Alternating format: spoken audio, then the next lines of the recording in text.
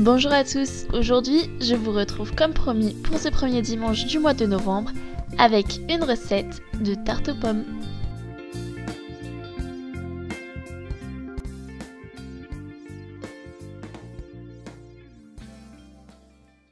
Alors tout d'abord, on va commencer par faire la pâte sablée. Il va seulement falloir 250 g de farine, mélanger à 125 g de beurre que vous avez laissé un petit peu en dehors du frigo pour qu'il ramollisse. N'hésitez pas à le couper en tout petits cubes comme vous voyez sur la vidéo, ça va être plus simple pour ensuite venir les mélanger.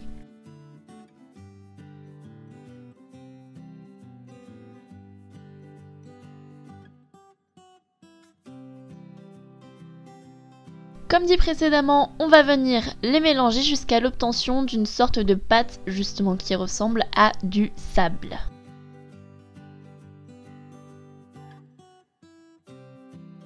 Une fois qu'on a obtenu ce mélange, on va passer à la suite. Dans un petit bol, on va venir mélanger 6 centilitres d'eau, un jaune d'œuf, d'ailleurs j'espère que vous êtes un tout petit peu plus doué que moi pour les obtenir, et du sel. On va mélanger ce petit mélange avant de l'ajouter à notre mélange farine-beurre,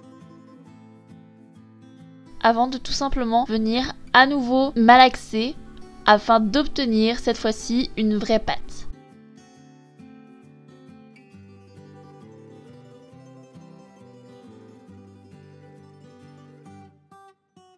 Une fois la pâte obtenue, on va en faire une petite boule qu'on va venir écraser avant de le placer 40 minutes au frigo afin de laisser la pâte reposer. Pendant ce temps, on va s'attaquer à la compote. Pour la compote, il va vous falloir 400 g de pommes, plus ou moins, c'est pas 400 g obligé, qu'on va venir éplucher et ensuite découper en petits morceaux. Sachez que plus petits sont vos morceaux, mieux c'est pour la suite. Ça vous prendra un tout petit peu moins de temps pour faire la compote.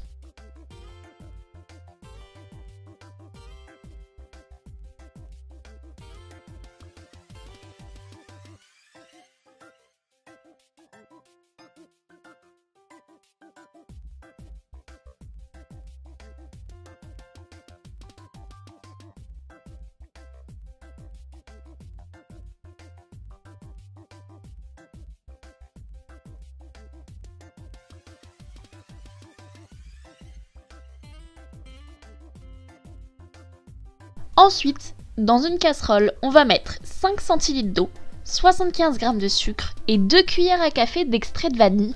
Vous pouvez en mettre un petit peu plus si vous voulez, mais je pense que 2 cuillères c'est déjà bien. On vient mélanger tout ça avant d'y ajouter nos morceaux de pommes qu'on vient de découper et de mettre tout ça sur le feu. Alors, pour le début, vous pouvez commencer par le faire cuire sur feu moyen afin que l'eau se réchauffe plus rapidement. Et surtout, n'oubliez pas de mélanger au fur et à mesure. D'écrabouiller les pommes si vous voulez accélérer le processus et surtout de rajouter de l'eau si vous trouvez qu'il n'y en a pas assez. Mais ne noyez pas les pommes non plus, ça risquerait d'être beaucoup trop liquide pour la suite.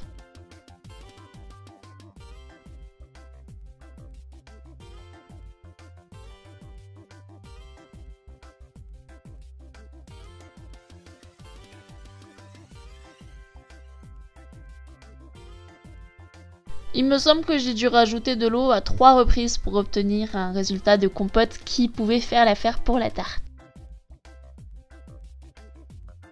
Pendant ce temps-là, vous pouvez aussi prendre 2 pommes et les couper en fines tranches, ça vous évitera de perdre du temps et ça nous aidera pour la phase de la tarte qui arrive juste après.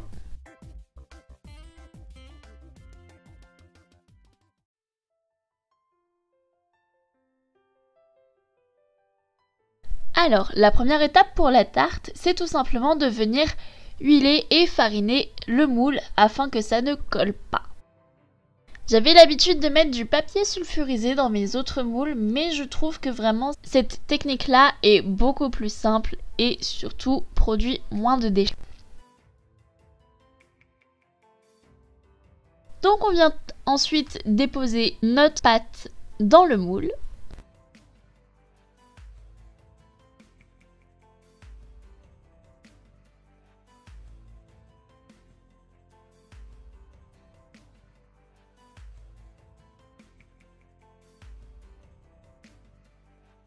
Et juste avant d'y déposer la compote, on va venir faire des trous un petit peu partout dans la pâte afin d'éviter qu'elle ne gonfle.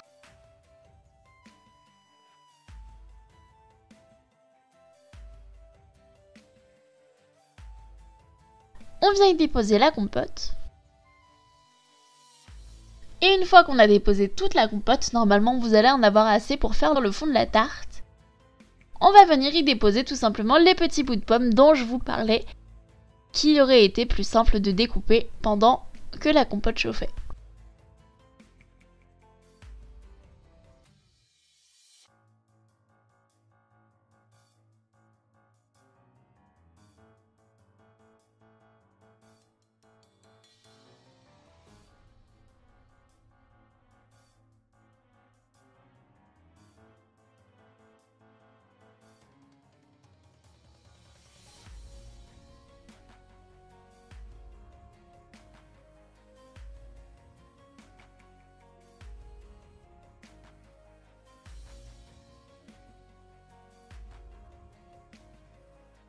Une fois que vous avez étalé toutes vos pommes, ce que je vous conseille de faire, c'est rajouter 2 cuillères à café de cassonade.